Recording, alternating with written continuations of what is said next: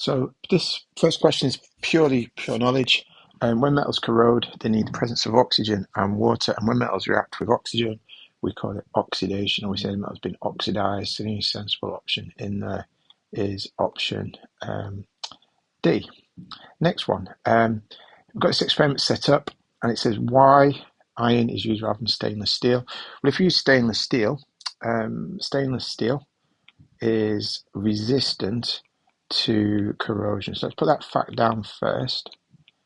Is resistant to corrosion. That's one of the properties of that particular resistant to corrosion, and therefore neither rod would rust.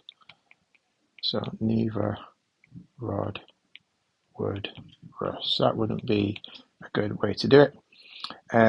Why is it not necessarily used for pipette? So in this situation here, we don't really need to worry too much about the volume of water in there. So a measuring cylinder is what's been used in the actual method, and that's accurate enough in order to get the volume we need. So a measuring cylinder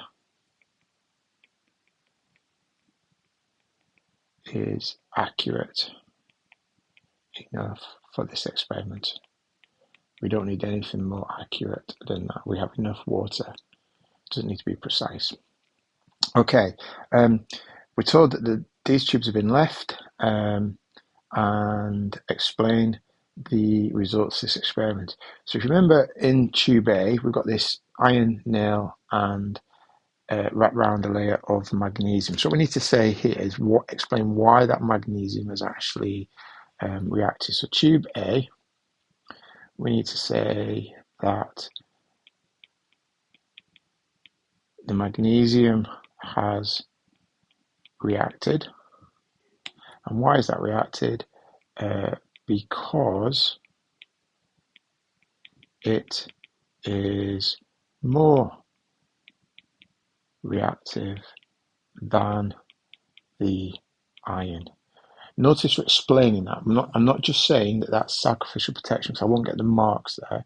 I need to explain the result, and therefore that's how we explain it. In tube B, what's happened there is that the iron is reacting because there is no magnesium to protect. So the iron has reacted.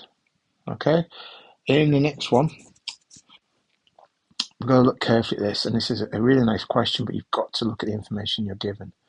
So we're told here that the hydrazine reacts with oxygen. So my hydrogen reacts with oxygen, and when it does, we convert that to water. But the main thing here is that reaction removes oxygen, and if I remove oxygen, there will be no corrosion, because oxygen is needed for corrosion to take place.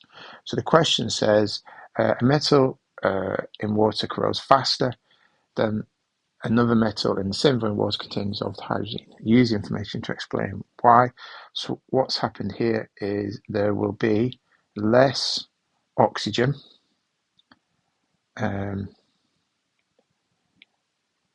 because it has been removed, or has reacted with the hydrogen removed by the hydrazine. And why does that reduce it? Because oxygen is needed for corrosion to take place. So 1 mark for each of those. Next one, name this process. So the name of this process is the Haber process. That's used to make ammonia. Predict the effect of adding a catalyst. Remember, catalysts speed up reactions, and this is looking for the attainment. So I need to say here, it will speed up, so it's going to go faster. Predict the effect on the equilibrium yield. Now, because it's talking about yield, remember catalysts speed up the forward and backward reactions by the same amount. So in terms of equilibrium yield, there is no effect on the yield. It just speeds up the attainment of it.